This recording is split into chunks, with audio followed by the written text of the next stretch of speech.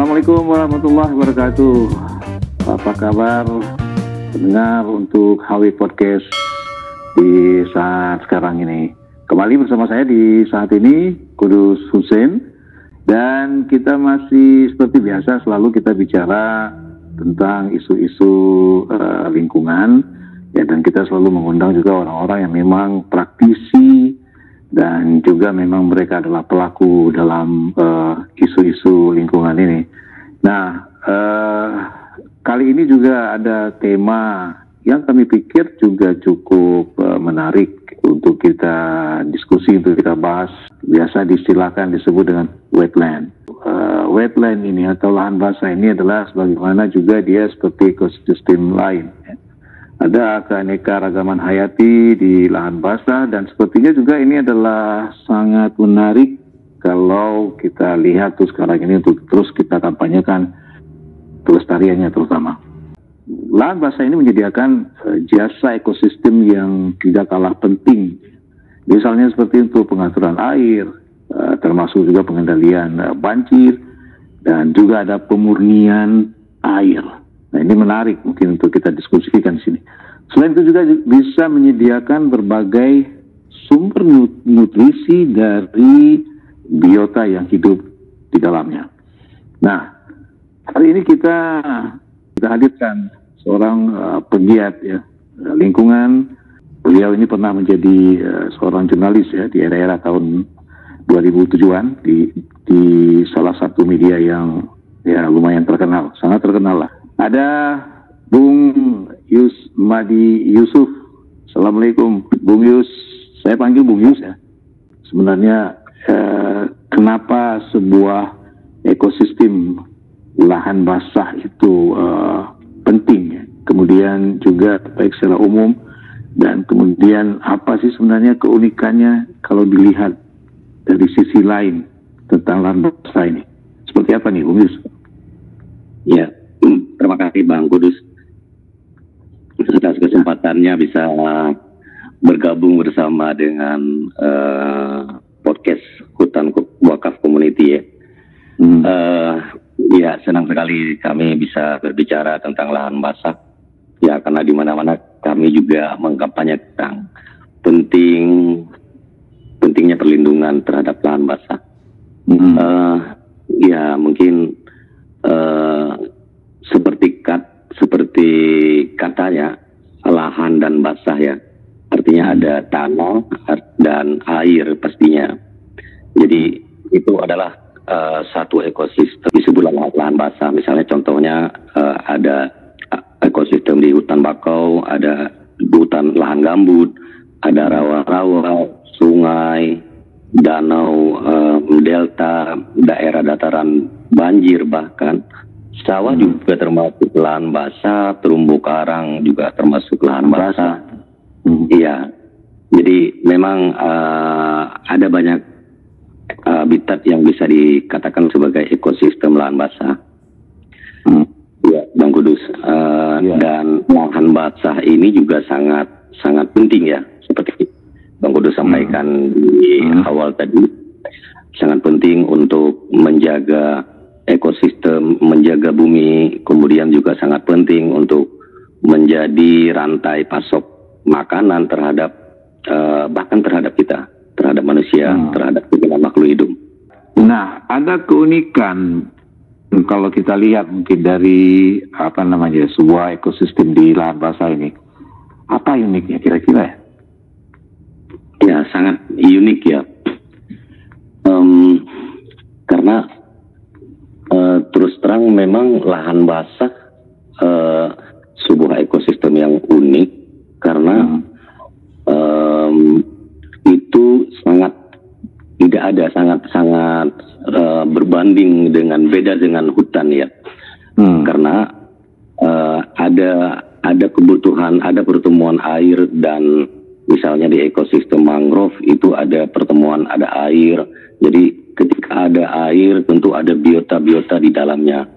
Kemudian air itu juga jadi pendukung mata rantai makanan dari satwa-satwa, baik itu burung yang bermigrasi atau memang burung-burung lokal endemik dan banyak lagi jenis-jenis ikan yang memang yang di atas air itu banyak hewan juga yang bergantung dengan habitat lahan basah itu.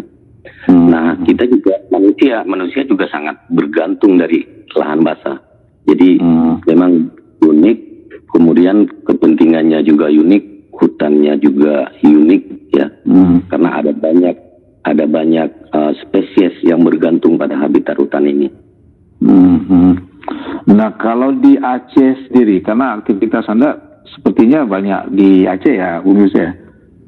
Ya, kita khusus di Aceh, Bang. Ya, oke. Ya. Nah, kalau amatan Anda lah, mungkin sering menemukan sesuatu di lapangan di sana. Iya, karena lahan basah ini adalah biasanya statusnya bukan dalam kawasan hutan, dia potensi menghilangnya itu lebih cepat dibanding hutan. Biasanya itu kan karena ada banyak konversi lahan untuk pemukiman, untuk perkotaan baru, untuk juga untuk perkebunan, bisa juga kita lihat di sebagian daerah. Jadi memang ancaman terhadap yang paling tinggi itu adalah konversi. Jadi dari Ramsar sendiri pernah merilis tentang tingkat ancaman yang terhadap lahan basah ini sudah sangat tinggi, gitu. Dan dia berpotensi hilang lebih cepat daripada hutan, 3 kali lebih cepat daripada hutan. 3 kali lebih cepat daripada hutan. Nah, iya. Biasanya kebanyakan temuan Anda di lapangan digunakan untuk apa saja nih, Bung Yus? Ya, ada banyak situs-situs lahan basah sebenarnya yang perlu perhatian kita masyarakat Aceh. Misalnya di Aceh Timur, Langsa dan Tamiang itu ada ekosistem hutan mangrove. Jadi hutan mangrove di 3 kabupaten itu masuk dalam kawasan dengan statusnya sebagai hutan. Artinya sudah ada regulasi dari Kementerian Kehutanan yang memasukkan area tersebut, sekitar 22.000 semuanya itu dari Kabupaten Aceh Timur, Langsa dan Tamiang. Itu masuk dalam kawasan hutan yang terdiri dari hutan lindung, hutan produksi, dan hutan konversi. Nah, jadi memang ada banyak sekali yang penting sekali menurut kami, Bang Kudus. Terus di Rawatripa, di Klut, di Rawasingkil itu adalah habitat ekosistem gambut ya yang luar biasa. Dan konversi di sana itu juga berjalan lebih cepat karena untuk perkebunan kelapa sawit itu kan okupansinya sudah sangat luar biasa. Misalnya di Rawat dari 60.000 areal hutan Rawatripa sejak 90-an, sekarang yang tersisa mungkin sekitar 5.000 atau ya 5% dari keseluruhan hutan gambut. Wah, banyak sekali sudah beralih ya, sudah berkonversi dengan penggunaan untuk yang lain. Nah, kalau dilihat dari di lapangan, efek apa yang bisa ditemukan di sana, Bung Yus, tentang efek dari konversi lahan itu tadi di beberapa daerah yang Anda sebutkan tadi, kira-kira apa? Ya, betul, Bang. Jadi salah satu yang di hutan mangrove kita lihat dampaknya itu kan lebih banyak konversi ke areal peruntukan untuk perikanan. Jadi di dalam hutan lindung dan hutan produksi itu sudah banyak sekali tambak-tambak konvensional, bukan tambak-tambak yang ramah lingkungan. Jadi ya kita bisa lihat dampak-dampak yang ditimbulkan itu, Bang, dampak terhadap ekologis.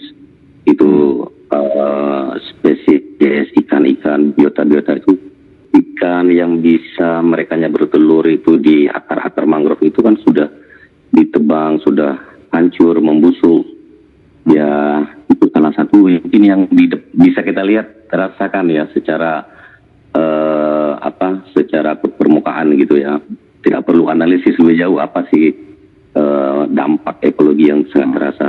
Terus dampak ekonomi bagi masyarakat dari nelayan itu, Pak. Misalnya di Kampung Simpangle itu, kalau mereka yang nyari udang-udang untuk bahan baku pembuatan terasi itu sudah mulai sangat berkurang. Jadi secara ini ketika mereka kehilangan tutupan hutannya, vegetasi hutannya, artinya mereka juga akan kehilangan atau penyusutan dari pendapatannya. Ya. Ini mungkin bisa mengancam produksi terasi di Langsa ya? Bisa, sangat mungkin. Ya. Oke. Masih tentang konservasi ekosistem lahan basah saat ini di Indonesia secara umum. Nah ini bagaimana sekarang posisi Indonesia tentang lahan basah ini secara umum seperti apa hari ini? Iya, Bang. Ya. Ya menarik sekali, Bang. Indonesia itu punya lahan basah yang sangat luas, ya, luas sekali.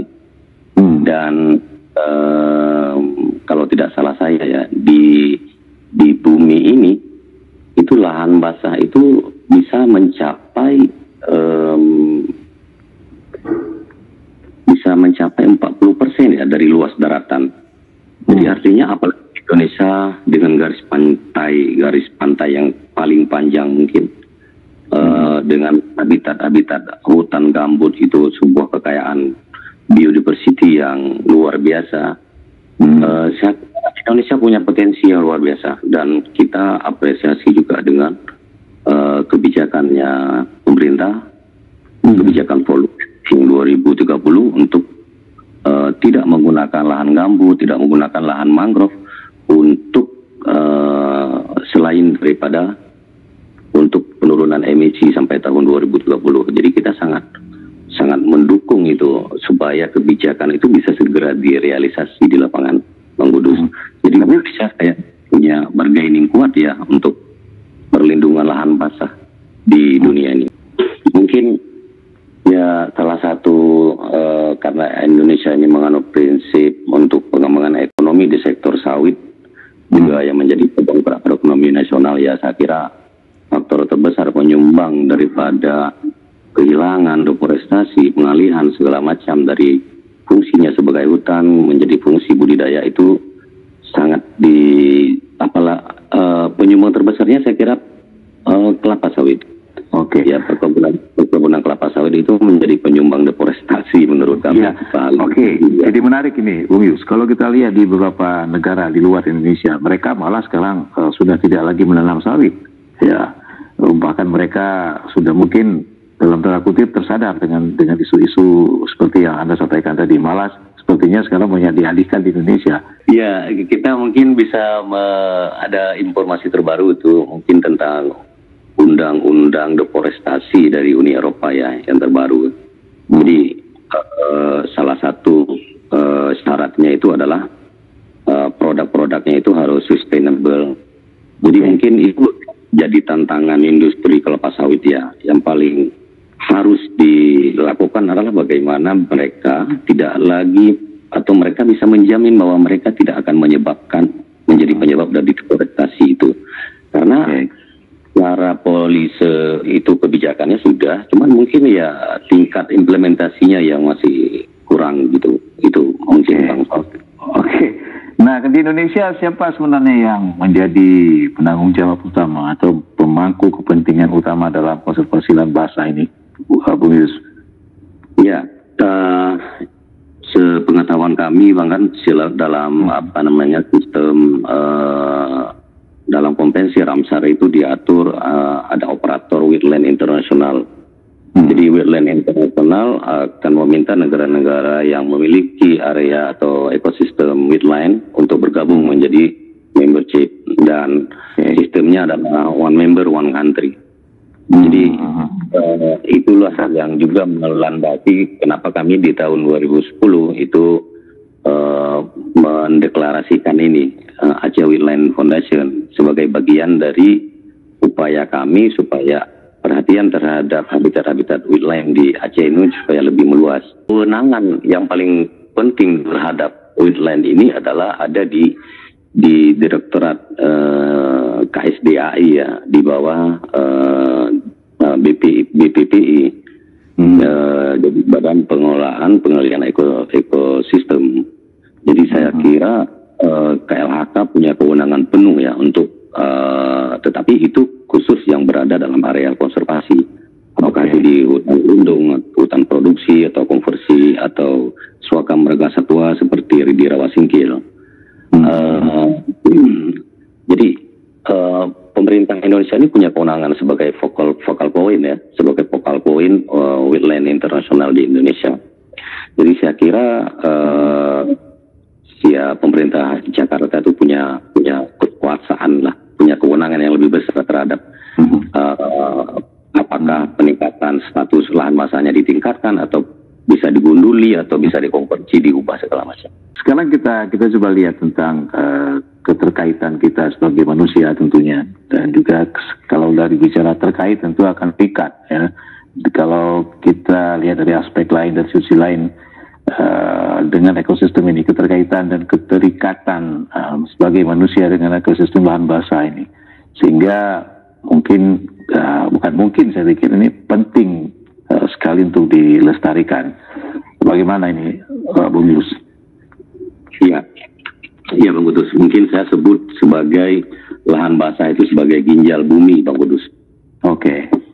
Ya, karena kalau hutan itu disebut sebagai paru-parunya bumi, mungkin tepatnya lahan basah itu disebut sebagai ginjalnya bumi. Jadi para ilmuwan kan sudah sepakat kalau lahan basah juga bisa menjaring polutan ya, bisa menjernihkan air, bisa menetralisir air, dan itu disebabkan atau dipengaruhi oleh tanaman-tanaman yang tumbuh di dalam rawa ataupun di dalam lahan basah itu. Artinya secara kepentingan bagi manusia ini nomor satu ya, air ya. Jadi kalau air itu tercemar, ya mungkin manusia ini secara kesehatannya juga tercemar, berdampak sangat luar biasa. Dari sisi kesehatan itu nomor satu, jadi sebagai ginjalnya bumi, Bang Kudus.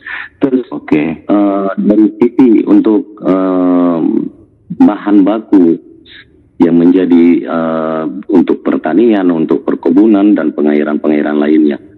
Jadi semua itu bahan basah itu menyediakan air dan bisa mendistribusikan untuk kepentingan industri manusia juga. Dan bahkan kita lihat di Pesangan itu, di daerah aliran sungai Pesangan itu banyak industri bergantung di situ. Dari tahun 70-an PT Arun, PT ASEAN, semua proyek vital nasional itu bergantung airnya di sumber air di lahan basah. Iya. Nah, kalau kita kaitkan dengan isu-isu pemanasan global, ini seperti apa, Bung Yus? Ya, terkait dengan iklim ya. Ya, terkait dengan iklim. Saya pikir lahan basah ini, saya punya pengalaman lebih banyak berada di area di pagi hari itu di lahan basah. Jadi mungkin terasa saya pernapasan dalam menghirup udara pagi berada di area lahan basah itu mungkin. Jadi saya pikir ekosistem ini dapat menyerap karbon dioksida 3 kali lebih cepat. Itu kan beberapa laporan ilmuwan, dari laporan ilmiah juga, dan bahkan mereka menyebut bisa memperlambat pemanasan global dan mengurangi polusi. Makanya lahan basah itu tadi disebut dengan ginjalnya bumi. Itu Bang, dari sisi iklim saya kira ini sangat penting. Jadi kita lihat sekarang juga ada banyak lahan-lahan basah buatan yang dijadikan. Nah, kalau dari sisi ancaman, dari sisi yang lain, ancaman terbesar apa kira-kira jika lahan basahnya terganggu, dan kerusakan seperti apa yang akan terjadi ya? Ya, saya pikir keberimbangan terhadap dari sisi dampak lingkungan itu akan sangat terasa, Bang. Jadi selain daripada kita bisa melihat selama ini itu tingkat suhu panas itu yang sangat luar biasa. Kemudian selain itu juga akan berdampak langsung terhadap ekonomi dan ekologi.